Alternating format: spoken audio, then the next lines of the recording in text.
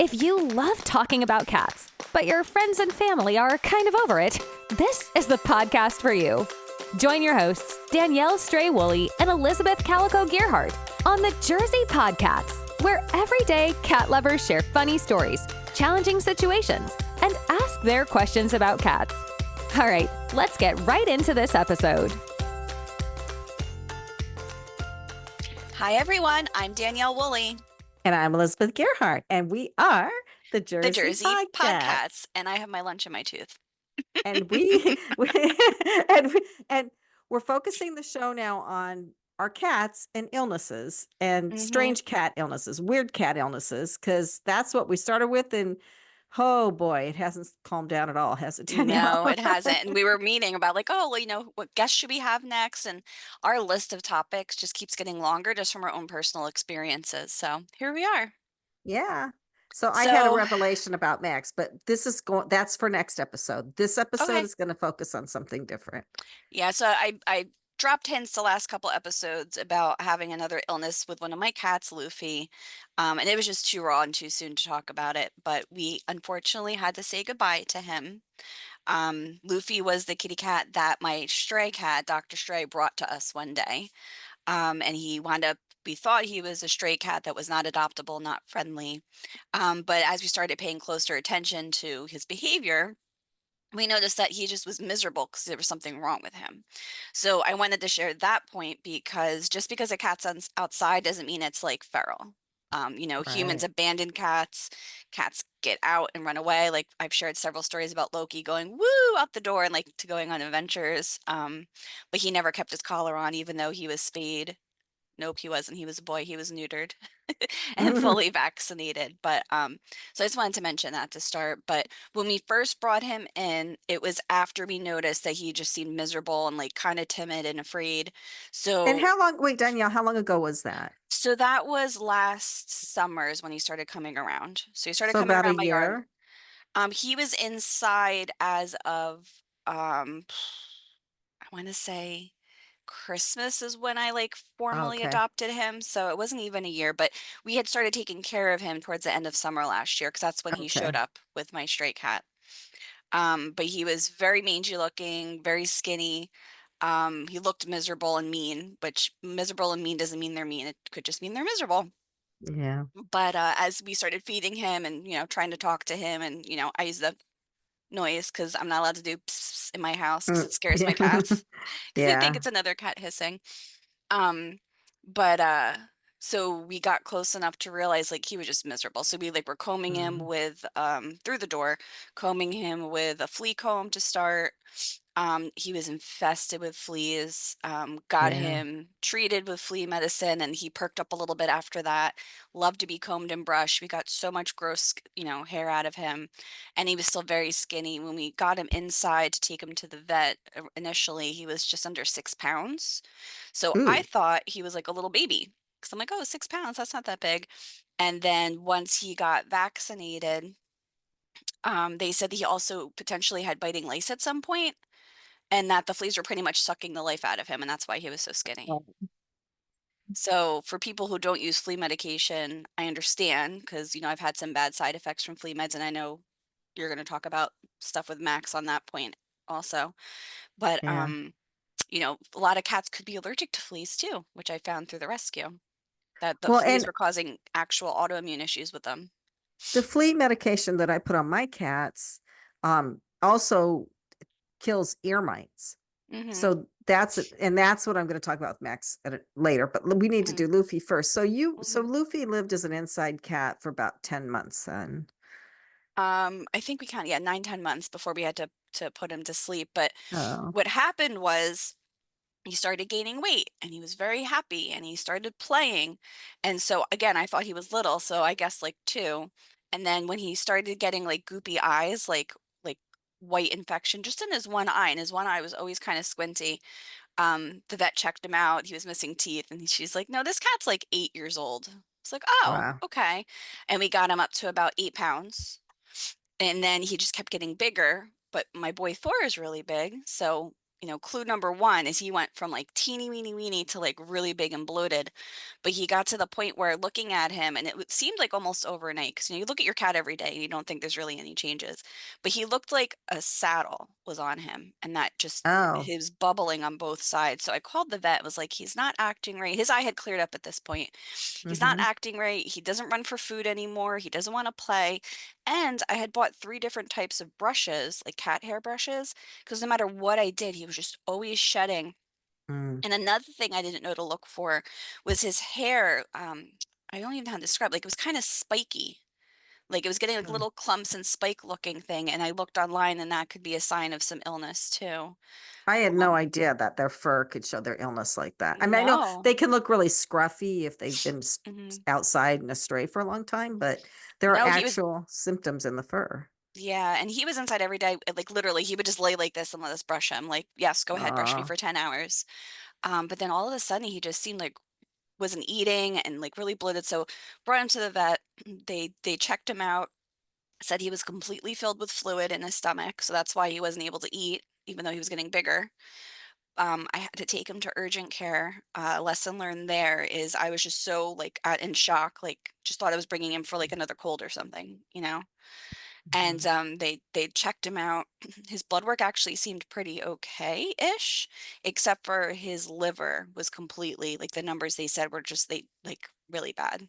Oh, So another lesson I learned, sorry, is that, you know, I work in rescue. So, the cats I take in, we don't know what their background or their story is, and I've always been trying to save money and say, I don't need to do a ton of blood work unless there's any symptoms. What I found out is if I had, nothing I did wrong, I did everything I could. I loved him, took care of him. But maybe if I had taken blood work early on, maybe we could have caught what it was and prevented it. So, and the vet said there's no way of never knowing. But I just wanted to maybe, share that. yeah, maybe not. But then the Mhm. things you could have done to prevent it could have been really horrible for him and made his life worse anyway.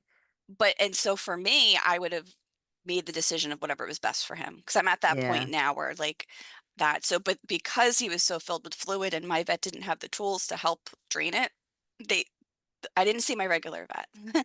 I saw a yeah. different vet who's great, but she doesn't know me as well and know my cats as well to Mhm. know that they're rescues and that I'll do whatever I can to help keep them alive. But if there's ever any suffering or if it's not a long-term solution, I just want them to be with, at peace. And so when I got sent to the emergency room, I was told to ask them to drain the fluids, and there was a test I was told that he needed. Um, but I didn't stop to say, okay, and then what? Like, that was the Right. big piece. So they were expecting me to take them there, get the test run, and then get the results back and then decide what to do next. The emergency room made me admit him. The emergency vet hospital made me admit him. And I was like, okay, so after he gets the test done, I can come back and get him, right? And they're like, oh, it Mm, depends on how it goes. So, like, I had to struggle a little bit to get my cat back because they're like, well, yeah. he's not doing great. He's not very stable. After they drained the fluid out of him, he was like back to like 6 pounds again. So all of that weight was all fluid. Oh, So at this point, again, we love our animals. We're distraught. We're dealing with family. We're dealing with life. We're dealing with work, dealing with our own health at the same time. And I didn't think to ask more questions. And so the bill wound up being pretty up there. So at the mm-hmm, point where I was like, I don't want him in there just hooked up to IVs. Like, I want to take him home. So I had mm-hmm. my own, fluids. I've done it before for pets. And I was in direct contact with my vet, and she said, "I'm just letting you know, like, those numbers on the liver, like, I haven't seen a cat come back from that. So I agree with Mm. you. Let's keep him comfortable." Oh, Danielle. The face lighting up, you ever heard of like a second wind? Yeah, So, yeah. like, when he saw me come back for him, I was, like, bawling because he looked Oh, so happy, like, "Oh, thank God, get me out of here." And he was oh, so comfortable at home. He got a couple more snuggles, and then we just took him right to the vet. We had to say goodbye. Um, yeah, but at that point, when I tell you, like, thousands of dollars, like, I didn't even wanna look at the screen. But I I did it know. because I love him, and I had no choice at that point because he had already been admitted. So, we still to this day don't know exactly what was wrong with him, and I beat myself up a little bit about that because I could have asked the vet to continue to run tests after he was no longer with us. Yeah, But at but that point, I said, "Why? Why do that to him? He's at peace now." Like, I'd just be, helping my selfishness of me wanting to know what was wrong. Does that make sense? yeah, well, I wouldn't have spent any more money on it cat, unless it was like a headstone or I put angels. I bury my cats in my backyard in this one corner, and I put angels on top of their graves. That's the only money I spend on them after they pass. But you bring up a good point, because honestly, Danielle, I think I told you this. When Checkers was about 14 or 15, she was like such a great cat. She had a thyroid problem. And then they told me, well, they can, if you take her to this special vet, they can do this procedure to fix her thyroid. Otherwise, you just have to give her medicine all the time. So giving her medicine was not fun. But I was giving her medicine. I took her to the place. I'm like, oh, we have to x-ray her lungs, whatever. They found a little dot on her lung. And they're like, well, you need to, there's a couple of these, you need to have her cut open. We need to see what's in there. And we need to take these off before we can do the thyroid procedure. And I was like, and they're like, it's going to take a couple, she'll have to be here a week or more. I'm like, yeah, I'm not doing that to my cat. You know what? She's not going to understand it. I'm not going to cut open a 14-year-old cat. You know what? And I'll give her the thyroid medicine, even though it's very unpleasant and difficult to do. I will do that before I'll cut her open. So I chose not to do that. And then she lived till 16. And, That's a long, happy life. That's a long, happy life. And she didn't have to suffer being in the vet forever, away from her favorite food and her family, and getting her body cut open when it didn't really need it, So I agree with you. Like, I don't know why she had those nodules. I don't know why. Well, I know her thyroid, she was really fat. She loved to eat, but don't we all? Yeah. I mean, I don't blame her. Hey, but she had a happy life. And I just think sometimes but just the testing that they did was $5,000 without doing any treatment at all. I was like, holy crap, I'm not coming back here. So to that point, what I wound up doing is I decided, just because I do have rescue cats, I do have my stray cat that's now trying to become an indoor cat again. He can't make up his mind. So I'm trying to keep them separate. I want to bring him to get retested and everything, because you could test cats for stuff like FIV and all that. But if the cat's then going back outside, they can still catch it. So what I did decide to do is retest all of my cats just to make sure, because I've now had 3 unknown passings over the last couple of years.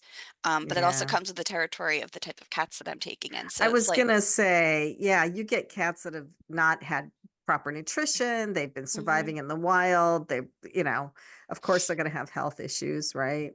Yeah. So, and I have a story about what one of the results was for another day. And I like how we keep dropping little teasers, but the other thing too is like refocusing back on like weird cat illnesses or like weird cat things.